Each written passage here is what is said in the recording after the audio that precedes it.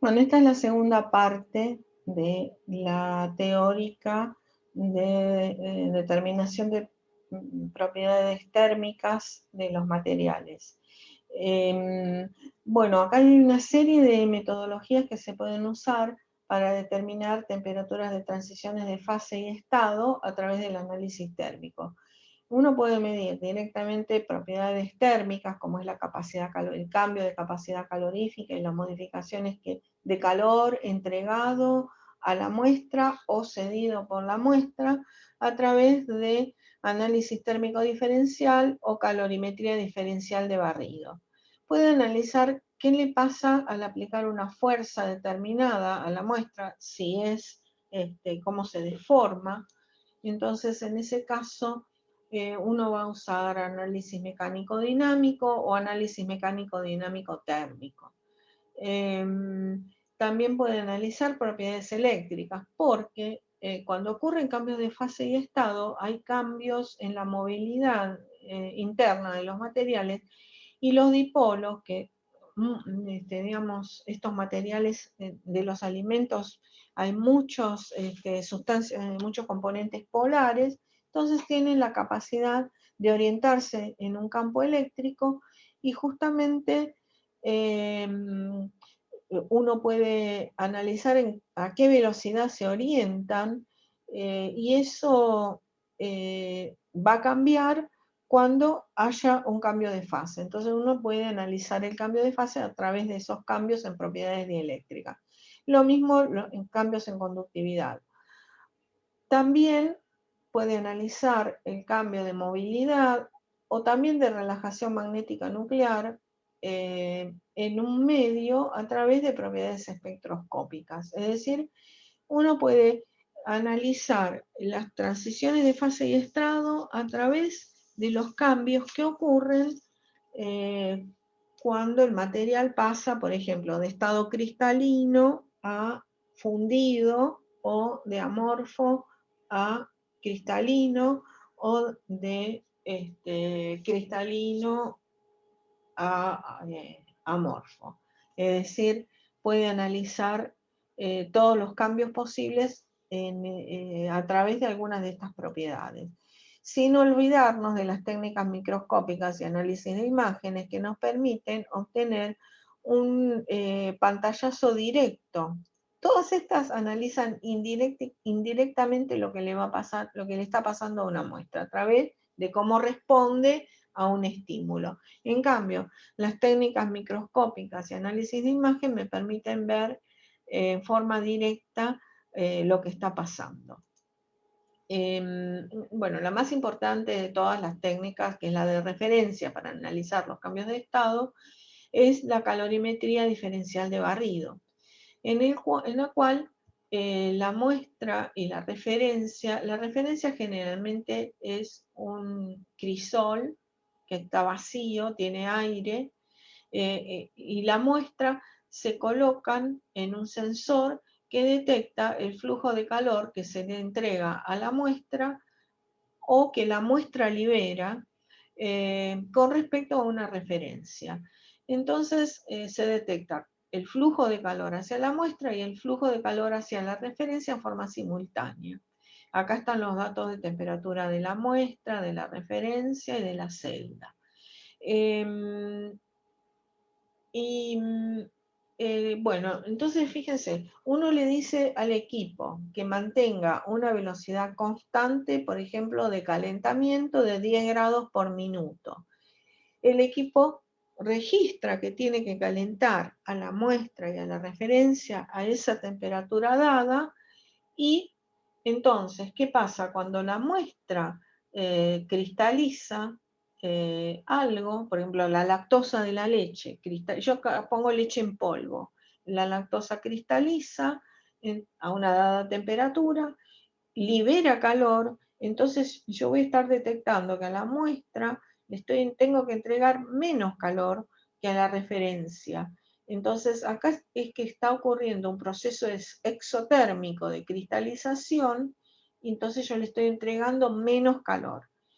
Eh, a la vez, cuando tengo que fundir, por ejemplo, o que gelatinizar almidón, va a detectar que le tiene que entregar mucho calor. Aún llegada a la temperatura de gelatinización, le tiene que entregar más calor a la muestra que a la referencia, porque la muestra está chupando más calor del medio, porque está ocurriendo un proceso endotérmico. Entonces, justamente es lo que va a ocurrir, ese cambio de flujo de calor que le entrega la muestra con respecto a la referencia, por eso se llama diferencial, es lo que va a permitir registrar, y lo que se registra es justamente flujo de calor en función de la temperatura. Bueno, entonces acá hay una vista un poquito más amplia de, este es el sensor donde se coloca la muestra y la referencia. Son conjunto de sensores, no es un sensor.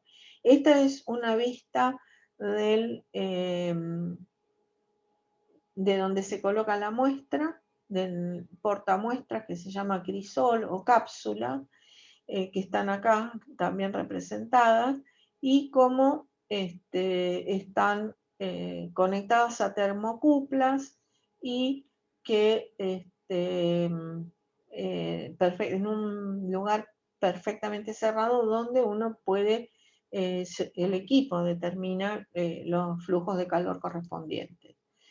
Bueno, hay transiciones entálpicas, quiere decir, como les conté antes, con un entrega, o sea, la muestra entrega calor o cede calor al medio. Es decir, entrega calor al medio o uno le tiene que entregar. Entonces, cuando la transición es de un estado ordenado a un estado desordenado, el flujo de calor es endotérmico y la gráfica es de esta forma. Entonces, en este caso está, por ejemplo, acá hay algunos ejemplos, cuando el azúcar o el agua, los lípidos funden, dan este tipo de curva. Cuando el almidón gelatiniza, el almidón, recuerdan que habíamos visto que tenía su estructura cristalina en el espacio y que cuando hay agua y a una dada temperatura, gelatiniza, entonces da este tipo de curva. Las proteínas se desnaturalizan, pasan, aunque las globulares uno las vea como un ovillo, le parece que es algo desordenado, tienen un orden interno, una estructura espacial, y llegada a una temperatura determinada, se desnaturalizan y dan este pico. Ahora, cuando la transición es de un estado de desorden a un estado de orden, hay una liberación de calor, porque se acuerdan que los estados ordenados son mucho más estables, de menor energía, entonces ahí liberan calor y son exotérmicos. Entonces, todo lo que sea cristalización, retrogradación o agregación, en el caso de las proteínas, son procesos exotérmicos y se registran como curvitas para arriba. Bueno, entonces acá está representada la rampa de temperatura, por ejemplo, cuando uno calienta a 10 grados por minuto, entonces la rampa de la temperatura va aumentando a 10 grados por minuto. Fíjense qué pasa, en este caso tengo algo que funde, tengo un azúcar que funde, y lo que ocurre es que a la temperatura de fusión, la temperatura se mantiene constante hasta que termina de fundir y luego después sube. Así, donde está el cambio de fase entonces esto se está registrando como que le estoy entregando más calor a la muestra que a la referencia. Entonces se registra de esta forma. Y cuando hay recristalizaciones, por ejemplo, cuando vuelvo a enfriar, en el enfriamiento recristaliza, entonces acá de nuevo, llegado a la temperatura de recristalización, la muestra cede calor, entonces le tengo que entregar menos calor y después que termina de fundir, de cristalizar, sigue la rampa de temperatura descendente. Entonces, eso se observan en los termogramas. O sea, lo que nosotros vamos a analizar es este tipo de señales cuando algo cristaliza, que es esta, exotérmica, y cuando funde, endotérmica. Entonces, este sería un termograma de un cristal, acá estaba el escrito cristal, que funde a 140 grados, que puede ser, por ejemplo, bueno, hay muchos polímeros, por ejemplo, el alcohol polivinílico es un cristal que funde a una determinada temperatura, o los azúcares, esta es una temperatura a la cual fundiría una sacarosa que está bastante húmeda, porque cuando está seca funde a 160, 170 grados, pero cuando tiene un poco de agua ya funde a temperatura más baja. Bueno, entonces las temperaturas de cristalización se observan como exotermas y las de fusión como endotermas.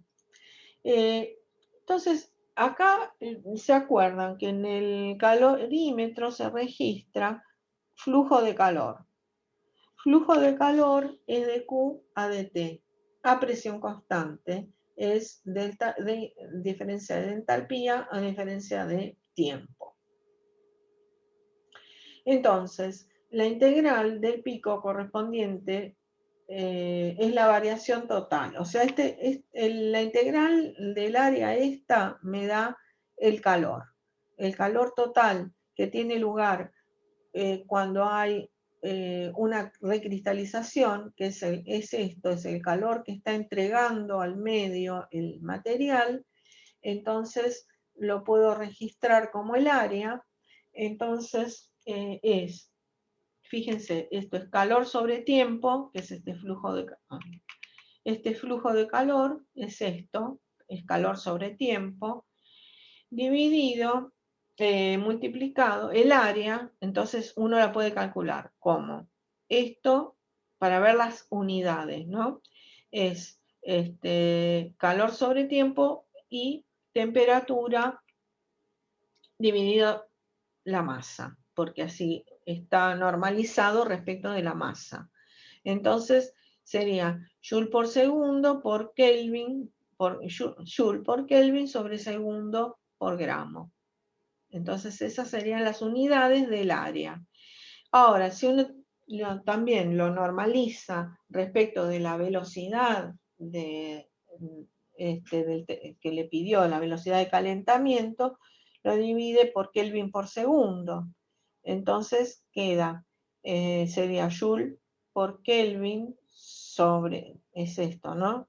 La parte de arriba es esto, dividida la velocidad, entonces me da Joule por gramo.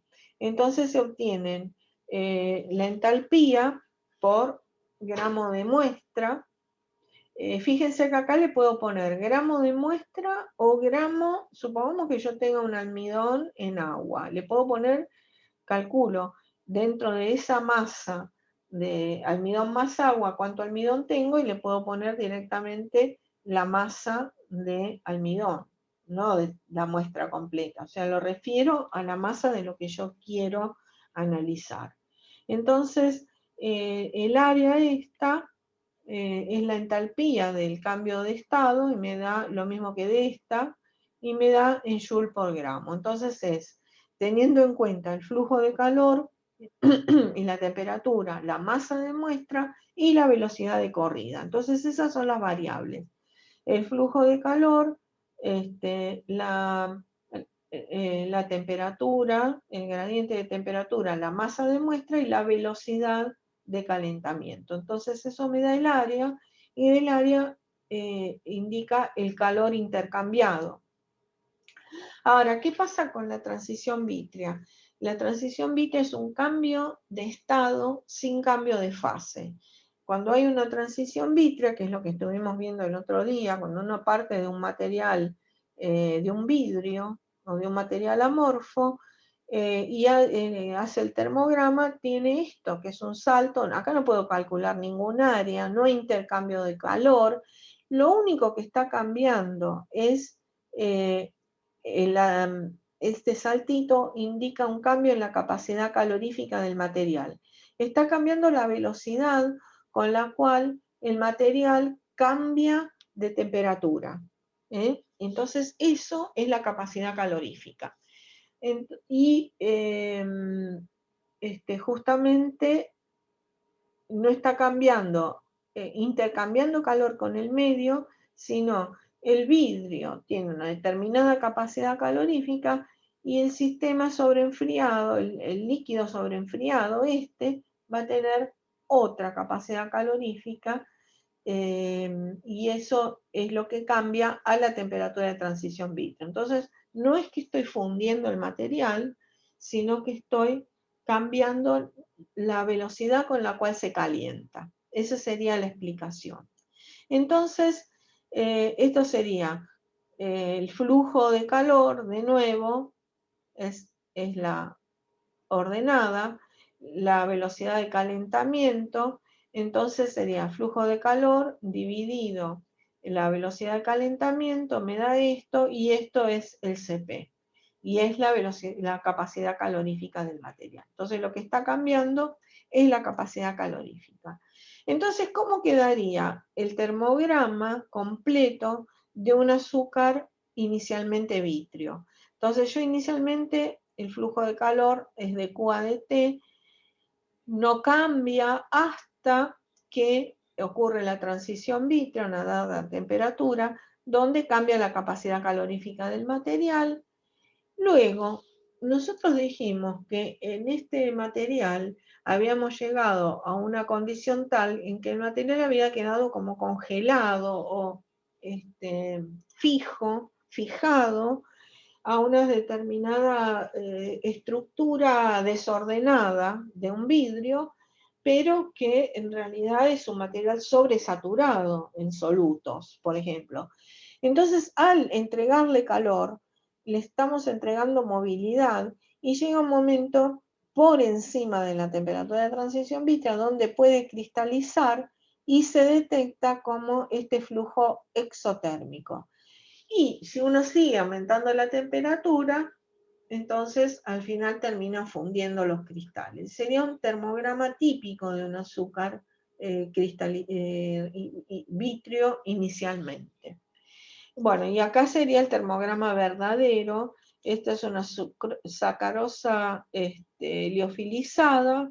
Fíjense que está bastante húmeda también, porque la temperatura de transición vitrea es 20 grados, el onset es bajo, la sacarosa tiene más o menos 67 cuando está seca, y también lo pueden ver en la temperatura de fusión, que empieza más o menos en 130 por ahí, y si no tendría que, y el pico está en 160 y tendría que ser 180. Entonces, bueno, pero es para que vean la forma del termograma. O sea, inicialmente está vitrio, no pasa nada hasta que llega a la temperatura de transición vitrea, cambia la capacidad calorífica, cambia la movilidad del material, le da oportunidad a que cristaliza, y luego estos son cristales de sacarosa que van a fundir a la temperatura que corresponde con la cantidad de agua que tenga, ¿no?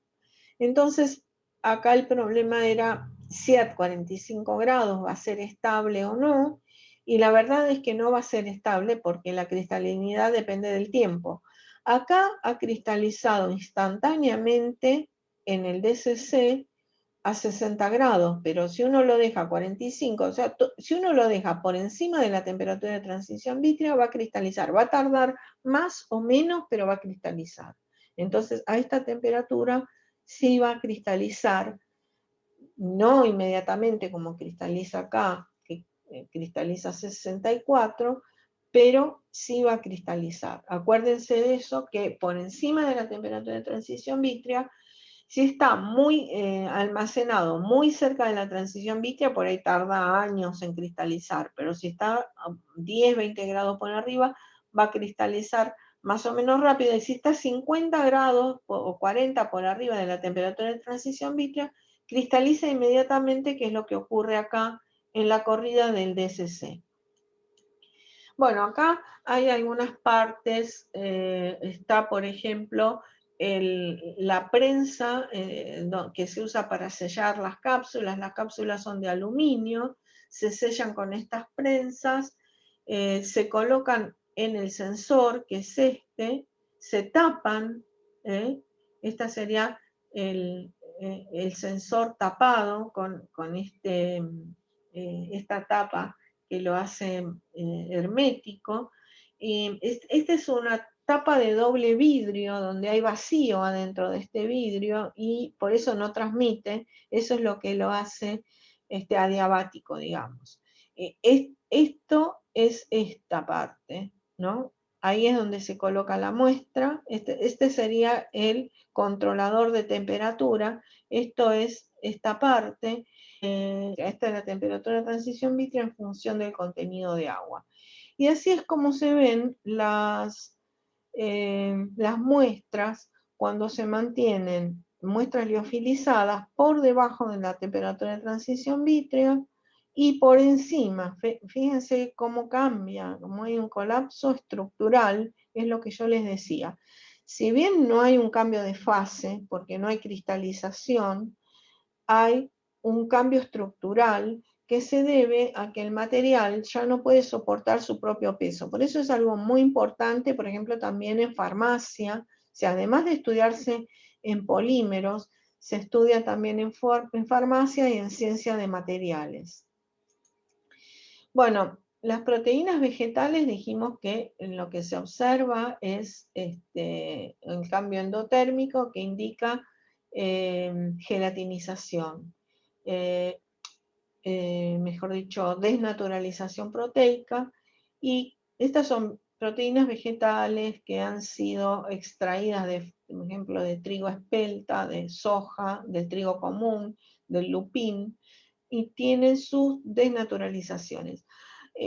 La temperatura de desnaturalización cambia con la humedad. A mayor humedad va a ser más baja, y también va a ser más grande el pico del delta H, el de desnaturalización, porque ocurre con más extensión la desnaturalización proteica. Pero, aunque sea una muestra que está deshidratada, igual ocurre la desnaturalización. A diferencia del almidón, que, bueno, estas serían proteínas de huevo, donde se observa la clara de huevo está compuesta por muchas proteínas, con albúmina, lisosima y ovoalbúmina. Entonces se ve que la conalbúmina y la lisosima tienen temperaturas de desnaturalización más bajas, alrededor de 70 grados. Y la ovoalbúmina tiene una temperatura de transición más alta. Y que si uno las mantiene 80 grados, que es una temperatura donde todavía esta no se desnaturaliza, se observa que se va desnaturalizando la otra. ¿Ven? En la original está acá, y después ya está desnaturalizada la otra, y luego la que queda es la ovoalbúmina, que es esta. Entonces, cuando uno quiere analizar cómo se desnaturaliza una de ellas, puede hacerlo a una temperatura intermedia donde las otras ya se desnaturalizaron y analizar esto. O sea, esto les indica que lo que ya está desnaturalizado no tiene señal en el DCC. Bueno, como les decía antes, a diferencia de las proteínas, la gelatinización de almidón requiere que haya agua. O sea, esto es lo que les pongo acá. Requiere la mínima proporción de agua-almidón, que es de 0,5 a 1, y se completa cuando el agua es de 2 a 1. O sea, si uno quiere gelatinizar completo el almidón, le tiene que poner 2 partes de agua y una de almidón. A partir de 0,5 ya se va a ver, pero no va a ser completa la gelatinización. Entonces, este sería el almidón de maíz, el almidón de arroz, el de papa y el de trigo. Entonces, con exceso de agua tienen sus temperaturas de transición características, no son tan altas, si ustedes ven más o menos 60 a 70 grados. Bueno, el tema del agua es un poquito más complicado, porque depende de a qué velocidad, como les había mostrado en la primera, cuando vimos la parte de formación de vidrio por congelación. Cuando uno congela rápido, no da lugar a las moléculas de agua de cristalizar. Entonces le queda una pequeña proporción de cristales de agua y una parte no congelada. Si uno congela rápido, entonces eso ocurre. Si uno congela rápido es enfriamiento. Este es el enfriamiento de una solución bastante concentrada de sacarosa. Entonces, acá está enfriada muy rápida y calentada a 30 grados por minuto. Es este primer termograma. Como está enfriada muy rápido, no se le ha dado tiempo a toda el agua a cristalizar. Por ejemplo, queda mucha agua en la fase amorfa, digamos, y eso es lo que hace que la temperatura de transición vítrea sea menos 85 grados, muy baja, porque este es un enfriamiento rápido. Bueno, y a una temperatura determinada cristaliza el hielo que no había cristalizado cuando ocurrió esto y luego funde. La fusión siempre ocurre bastante cerca de 0 grados. A veces, si la concentración es muy alta, como en este caso es un poco más baja, va a ser menos 10, porque es por descenso crioscópico, ¿verdad?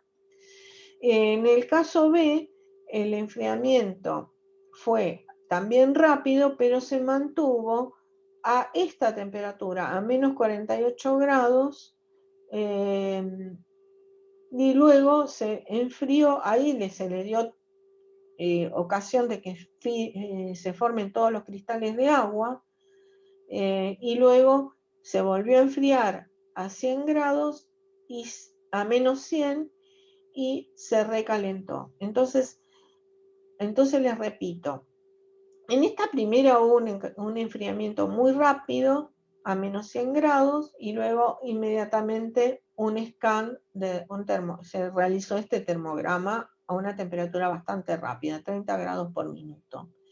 Entonces, como no se le dio tiempo al agua a cristalizar, se formó un vidrio, pero de muy baja temperatura de transición vítrea porque contiene mucha agua.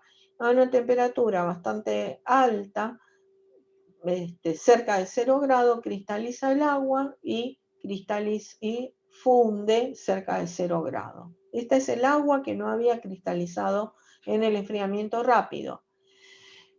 Luego, este sistema también se enfría a menos 100 y luego se mantiene 15 minutos a esta temperatura, que es la máxima formación, la temperatura de muy alta formación de cristales de hielo. Lo dejo 15 minutos ahí, en frío rápido. El enfriamiento rápido lo que hace es mantener al sistema en el estado S. Todos los cristales de hielo que se formaron en los 15 minutos se mantienen en el enfriamiento rápido y luego se hace esto.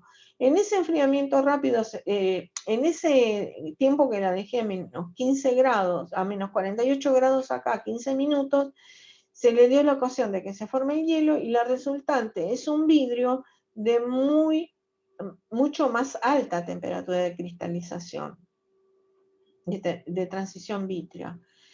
Luego sigue el calentamiento. Acá ya no se ve los cristales de hielo porque justamente ya cristalizó. Entonces, lo que ya cristalizó no se ve acá.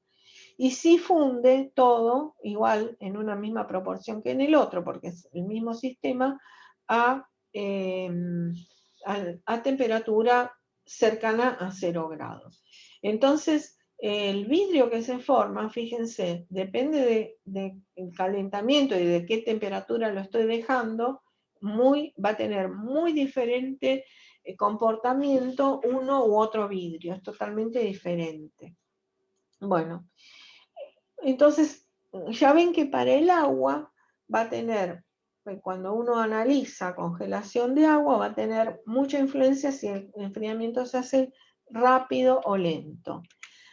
Y por otro lado, los lípidos, el problema adicional que traen es el del polimorfismo. Por ejemplo, yo tengo tripalmitina, que sería un triglicérido que en sus 3 grupos oxidrilo tiene un ácido palmítico. Entonces se calienta a una determinada temperatura, a una determinada velocidad, funde y eso me da la temperatura de fusión de la tripalmitina. Luego esto lo enfrío rápidamente y registro cuando lo estoy enfriando. Eso me observa una cristalización a una temperatura bastante más baja que la de fusión, por supuesto. Y luego, si yo vuelvo a calentar, lo que ocurre es que veo que esto funde, lo que cristalizó acá funde acá, pero luego recristaliza otra cosa, que es otra forma polimérica, que termina fundiendo cerca de la primera, aunque como tiene, seguramente que le quedó algún cristal por ahí, estas formas así indican que no son tan puros los cristales. O sea que lo que se observa en los lípidos es el polimorfismo. Entonces uno va a tener, por ejemplo, en los chocolates va a tener que favorecer la cristalización de las formas más estables que le dan el brillo característico al chocolate y le dan una estructura mejor. Bueno, eso uno se tiene que ingeniar para que cristalice la forma cristalina que quiere que cristalice. Porque si no se forman todas estas formas intermedias que son muy inestables. Lo que tienen estos cristales que se funden, que se forman en el enfriamiento rápido, es que tienen una estructura muy inestable, que por ejemplo para un chocolate no es, a lo mejor para alguna aplicación sirve, pero para un chocolate no. Y por otro lado, bueno, acá es el estudio de la fusión de chocolate. En el primer calentamiento da esto, o sea, generalmente esto es lo que tienen las grasas, que dan unos picos bastante difíciles de entender. Pero luego de un enfriamiento muy lento, a medio grado por minuto, se obtiene esta otra curva que indica fusión de algo que... Este es enfriamiento lento después de que fundió acá. Si el enfriamiento es lento, me da esto que funde acá. Pero si el enfriamiento es rápido, o muy rápido, ya me dan otras cosas. Es decir, que la velocidad de tanto de calentamiento como de enfriamiento del chocolate va a darme formas cristalinas que van a fundir a 25 o a 20 grados, ¿ven? O también esta original, que era la formada a 37, que es la ideal, ¿no? Porque es la que se necesita para que no funda en las manos. Yo necesito el chocolate y no me quede todos los dedos llenos de chocolate y no funda en la boca. Entonces, este que tiene la mayor temperatura de fusión es el más estable. Y que si esto una vez fundido yo lo enfrío, se me forman cristales que no son tan estables, un poco más estables son los de enfriamiento más lento. Bueno, o sea, en todo esto de las cristalizaciones influyen mucho los tiempos, las temperaturas y las velocidades de enfriamiento y calentamiento. Bueno, nosotros tenemos que guiarnos un poco por los diagramas de estado, donde tenemos para un soluto, por ejemplo sacarosa, las curvas de fusión de agua, la curva de solubilidad, esta sería la temperatura cero, que es la temperatura de fusión del agua pura, esta es la de descenso crioscópico, esta es la temperatura de transición vítrea, que para la sacarosa pura es 67 grados, y la fusión es muy alta, es 180 por acá, ¿no? Cuando está pura. Este indica sacarosa pura. Bueno, y después tenemos, por debajo de la temperatura de transición vítrea, tengo un vidrio en estas zonas donde ocurre la cristalización de la sacarosa, y acá ocurre la cristalización de agua. Y por arriba de estas dos curvas tengo solución. Bueno, esto es algo que les puede servir para orientarse en los diagramas que estuvimos haciendo. Cuando analizamos los termogramas de una muestra de sacarosa amorfa, estamos los azúcares amorfos tienen muy baja proporción de agua, entonces estamos en una zona cerca del azúcar puro, que tiene, entonces voy calentando a una determinada temperatura, tengo la transición vítrea, sigo calentando, tengo la cristalización y luego la fusión. Entonces esto es lo que estuvimos viendo en los termogramas. Lo podemos mover por acá y vamos a ver que vemos temperatura de transición vítrea, cristalización y fusión de los solutos en toda esta zona. Y en esta otra zona vamos a ver temperatura de transición vítrea, que ya vimos, para este porcentaje de fructosa era la del ejemplo. Vemos la transición vítrea, que va a depender también de cómo se hizo el enfriamiento. Si se hizo rápido, se obtiene esta temperatura, ¿no? Más cerca a menos 85. Luego, cristalización de hielo y luego fusión de hielo, que va a estar un poco más abajo de 0 grados. Entonces, todos los termogramas que ustedes analizan, los pueden analizar dentro de los diagramas de estado. Entonces van a tener por abajo de la temperatura de transición vítrea un vidrio, acá cristalización de soluto, de este lado cristalización de agua, estas curvas luego de fusión, o de soluto o de agua. Bueno, y por arriba de eso solución. Bueno, para otra cosa que nos puede servir la calorimetría es para ir calculando la cinética de cristalización de azúcares. Por ejemplo, esto es trealosa, que es un azúcar que producen las levaduras, que sirven para estabilizar proteínas. Entonces, en función del tiempo, eh, se va produciendo la cristalización de trealosa y yo la voy siguiendo, midiendo la temperatura del área de fusión. Entonces, esto directamente, el valor del área me lo da directamente el equipo. Y yo puedo ir siguiendo el grado de cristalinidad, analizando el delta H a cada tiempo, dividiéndolo por el delta H de la trealosa pura. Bueno, lo mismo se puede hacer, por ejemplo, con rafinosa. Es una forma de, el delta H del azúcar puro lo voy a tener. Y el delta H, por ejemplo, de gelatinización del almidón, lo voy a tener haciendo un control propio. Es decir, voy a partir de una muestra original y voy a medir cuánto va recristalizando en función del tiempo.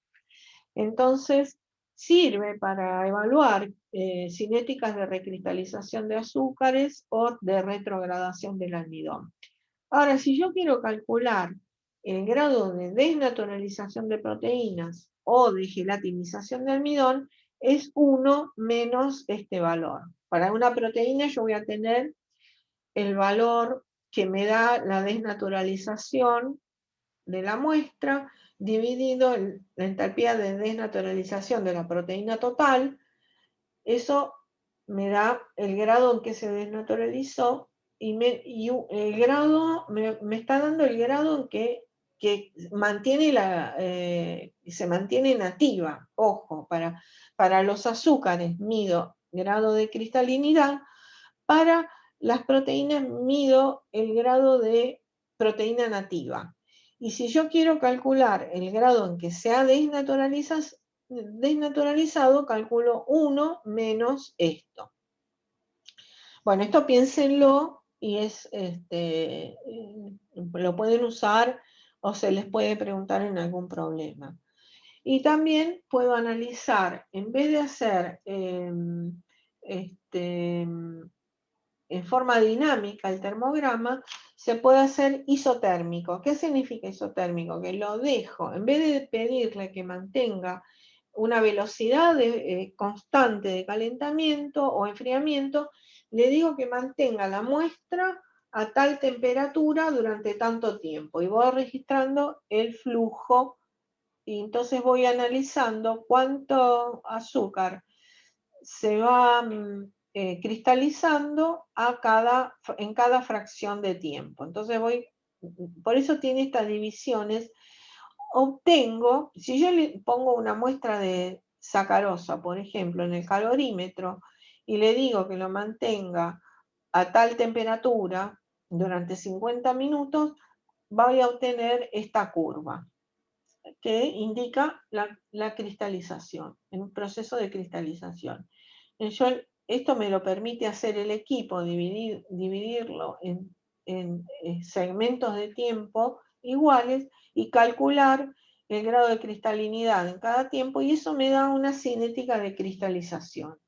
Entonces uno lo puede hacer la velocidad de cristalización así en forma dinámica, y poniendo una muestra, luego otra en función del tiempo, o directamente mantenerlo a una temperatura fija durante un tiempo y luego hacer estos análisis dividiendo el pico en distintos tiempos. Y lo mismo calculo la entalpía de cristalización a un tiempo dividido la entalpía de cristalización total.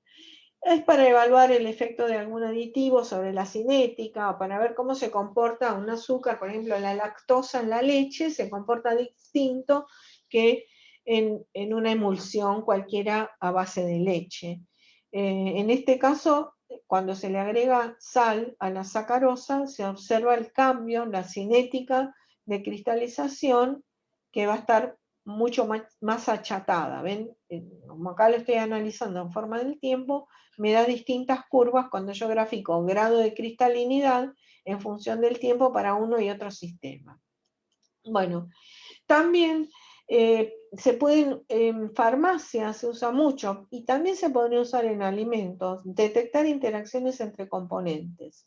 Es decir, yo tengo, por ejemplo, una muestra de aspirina con estearato de magnesio, una muestra física, me dan estas curvas. Y cada uno por separado, la aspirina me da este pico que funde a 130 grados, 125, y el estearato de magnesio que funde a 110, no, 115.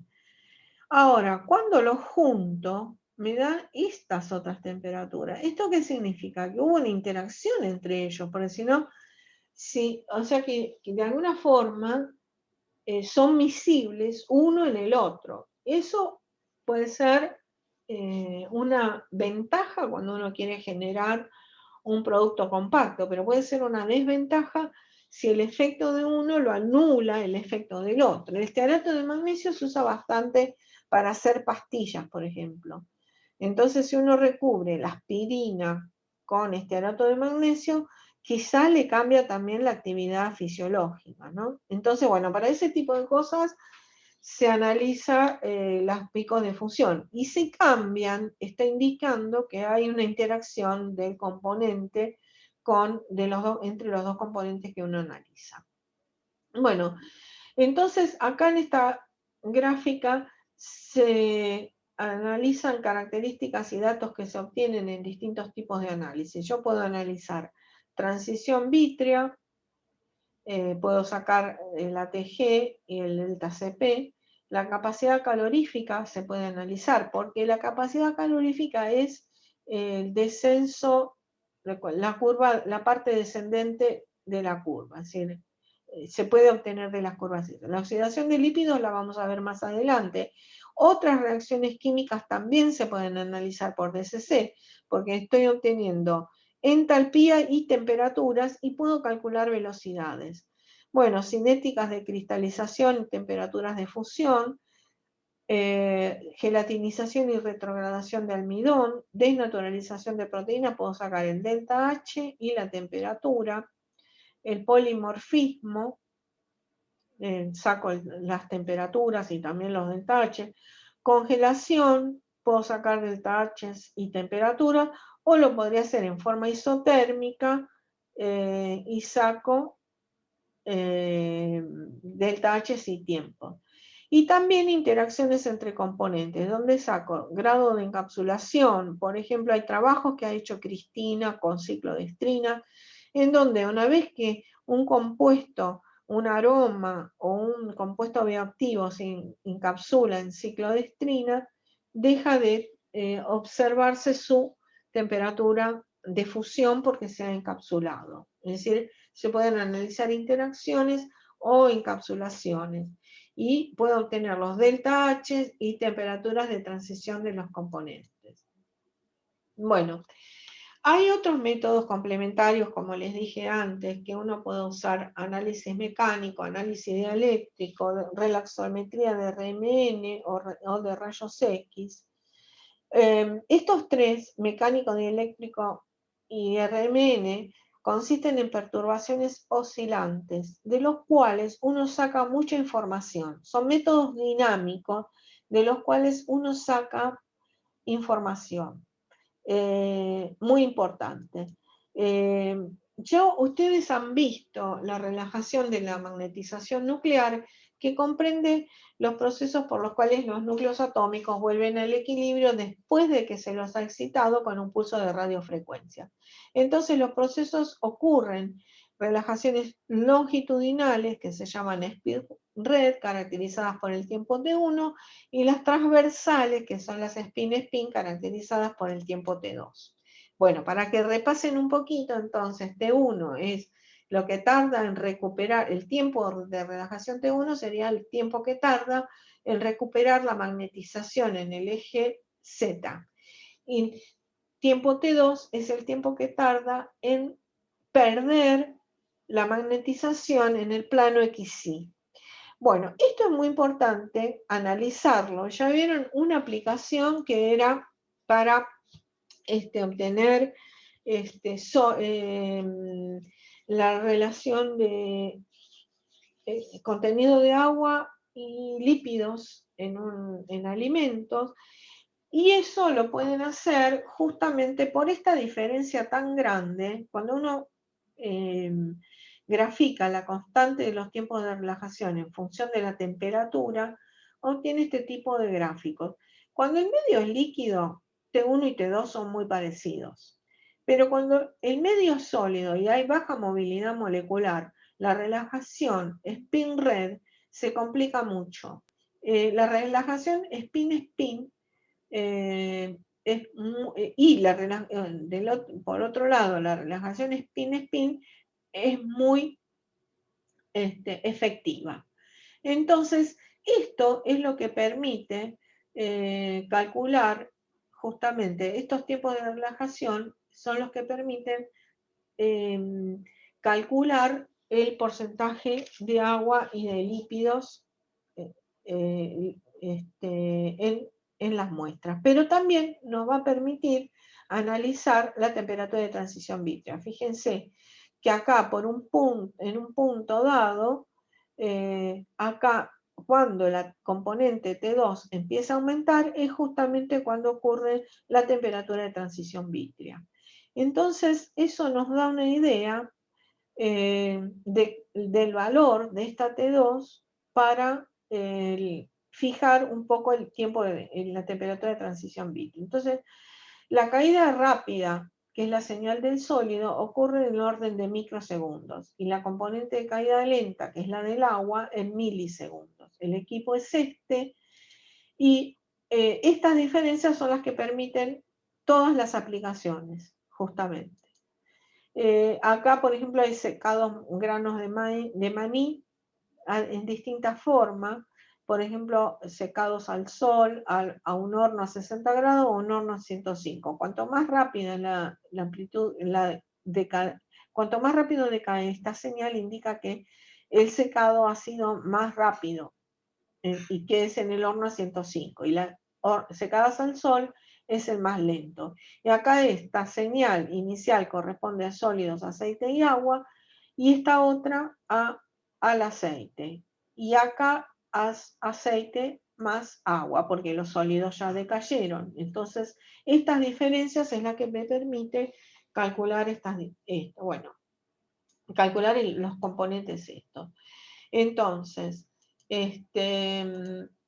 cuando uno tiene, por ejemplo, muestras de productos amiláceos como copos de maíz, pan, todo lo que tenga harina, galletitas, masas, todo lo que sea amiláceo, dan unas temperaturas de transición vítrea tan aplastadas y con una línea de base tan torcida que es muy difícil observarla.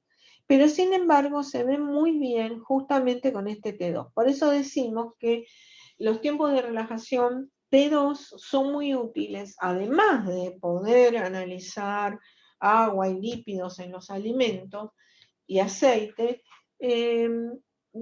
se puede también analizar temperaturas de transición vítrea. Entonces, esto es en función de la humedad, 11, 15 y 16% de humedad, me dan distinta temperatura de transición vítrea que más o menos coincide con esas deflexiones, pero si esto no lo compruebo con algún otro método, es muy difícil de asegurar esta transición vítrea. Entonces, vamos a analizar la temperatura de transición vítrea en el punto en que cambia la movilidad de este componente T2.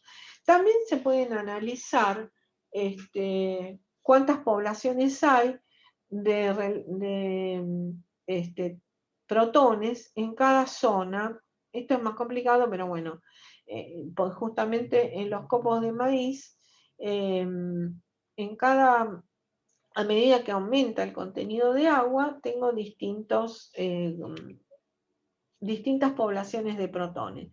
Fíjense que con FID analizo solo los de más bajo contenido de agua. A medida que aumenta el contenido de agua, aparecen las poblaciones de Han, y a más alto contenido de agua, las de CPMG, que son las más útiles para analizar el agua más móvil. Entonces, bueno, algo importante es analizar qué pasa con los distintos métodos. Tenemos entonces, por DCC, cerca de la transición vítrea, ocurre el cambio en la capacidad calorífica que se registra como un salto de la línea de base en el DCC. Si uno analiza por DMA, se analiza la componente elástica, que es el comportamiento sólido, que es lo que decae a la temperatura de transición vítrea. El componente viscoso aumenta la temperatura de transición vítrea y luego cae por la disminución de la viscosidad al aumentar la temperatura. Y luego está la tangente de delta, que es el cociente entre los dos, que es el azul. Y justamente donde comienza el pico de la tangente de delta, el pico de la componente viscosa coincide con la mitad de la caída de la componente elástica. Los de RMN ya los vimos, es el comienzo, la TG coincide con el comienzo del aumento de T2, el cambio dependiente de T2, y luego la componente dieléctrica aumenta también porque lo que estamos analizando es el movimiento de los dipolos en un campo eléctrico. Entonces, por debajo de la temperatura de transición vítrea no hay movilidad de esos dipolos. Entonces no se registra los módulos dieléctricos. Esta sería la componente epsilon prima, es la componente capacitiva, quiere decir lo que almacena corriente, al igual que este es el módulo de almacenamiento de fuerza, el módulo de almacenamiento mecánico. Entonces, a la inversa que lo que ocurre con el almacenamiento mecánico, por debajo de la temperatura de transición vítrea, la capacitancia es muy baja porque no hay movilidad, y después aumenta a la temperatura de transición vítrea.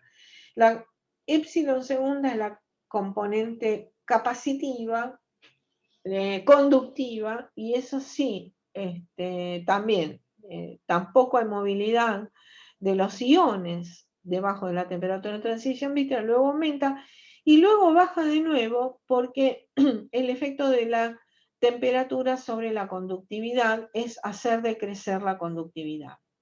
Y bueno, y esta tangente de delta sería el cociente de las dos.